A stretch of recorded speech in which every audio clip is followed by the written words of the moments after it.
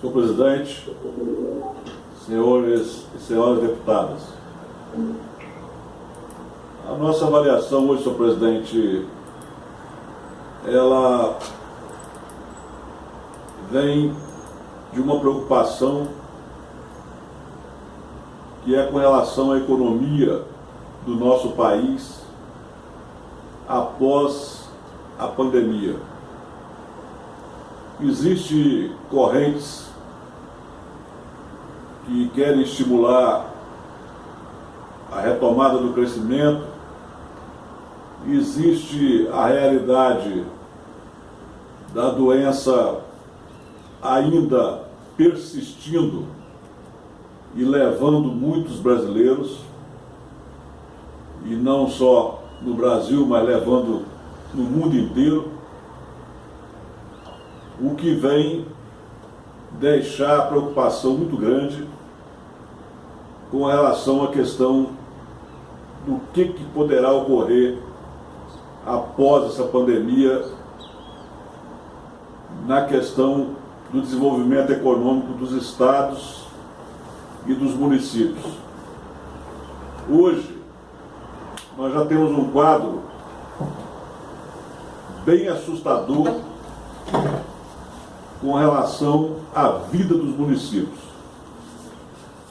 Como que os municípios vão suportar as suas despesas, as suas obrigações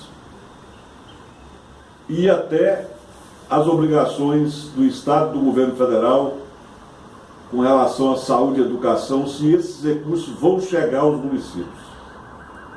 Porque todos nós sabemos que a pessoa mora no município, não mora no Estado e nem no governo federal. A base do cidadão é o município. E se o recurso que é destinado pelo governo federal e pelo governo estadual para cumprir essas obrigações, se elas passarem a não chegar em face da crise, como que os municípios poderão suportar essa situação diante da população? Falar em grandes obras, eu acho que vai ficar mais no sonho do que na realidade. Cuidar do problema na área de saúde que essa doença está deixando, com relação ao gasto, com relação à assistência médica, com relação à assistência de paramédicos, com relação à condição de higiene nas escolas, nas repartições públicas, no comércio.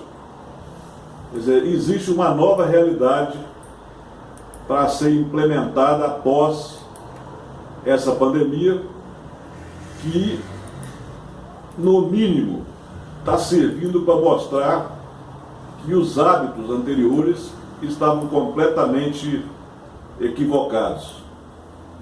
E nós ficamos ainda mais preocupados com o problema da economia do mundo, porque não se sabe quando que essa doença, quando que a pandemia do coronavírus vai acabar.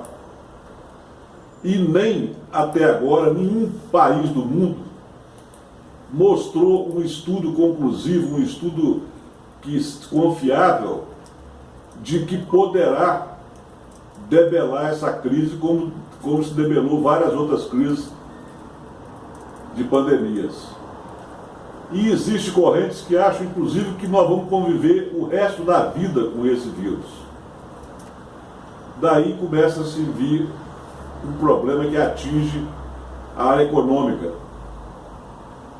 E é o costume que vai se mudar com relação à esperança do cidadão.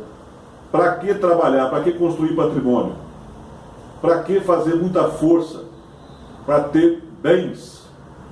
Se você não tem mais hoje a esperança da vida, se você não tem mais a confiança de que você vai ter o seu dia de amanhã com ar limpo, com o direito de ir e vir, com o direito de conviver com os seus, acho que todo esse trauma psicológico que está deixando o coronavírus, vai refletir em vários segmentos. E um dos segmentos mais perigosos que essa pandemia está deixando é o ânimo do cidadão, é a condição da pessoa se mobilizar para poder produzir mais, para poder pensar no seu futuro, pensar na casa própria, pensar no futuro do filho. Se nós hoje não podemos ter garantia de nenhum setor médico do mundo. Olha o que ocorre nos Estados Unidos, a maior nação mais possante do mundo, onde a população está praticamente dizimada e ameaçada por anos e anos de um vírus que surgiu sem nenhum laboratório do mundo ter imaginado que ele podia existir. O que nós, se formos observar, senhor presidente, é uma coisa muito difícil. Como que surge um vírus desse sem ninguém ter conhecimento? Sem ninguém saber a sua linha de ação, de onde que ele surgiu, de qual raiz que esse vírus apareceu, se todos eles são controlados nos laboratórios e todos eles são da capacidade de qualquer cientista ter a sua base de crescimento. Então, se nós estamos diante de um caso extremamente novo e que deixou todos os bancos de dados da ciência sem condições de informação, sem condições de poder opinar, o que nós podemos esperar do futuro, o que será o futuro daqui para frente e qual será o ânimo da humanidade em construir, em fazer movimentação da economia, em viabilizar crescimento, em trabalhar no seu dia a dia para poder gerar motivação. Esse é um problema que nós temos que pensar e começar, inclusive, os estados, os municípios e o governo federal a produzir uma linha de apoio e de assistência social e psicológica aos cidadãos brasileiros, para que eles possam, após essa crise, reverter o seu estado emocional, o seu estado de desânimo, o seu estado de descrença e poder continuar confiando no país, confiando no estado, confiando no município e sendo um transmissor de progresso e desenvolvimento, que é isso que todo país precisa dos seus cidadãos e do seu povo. Muito obrigado, senhor presidente.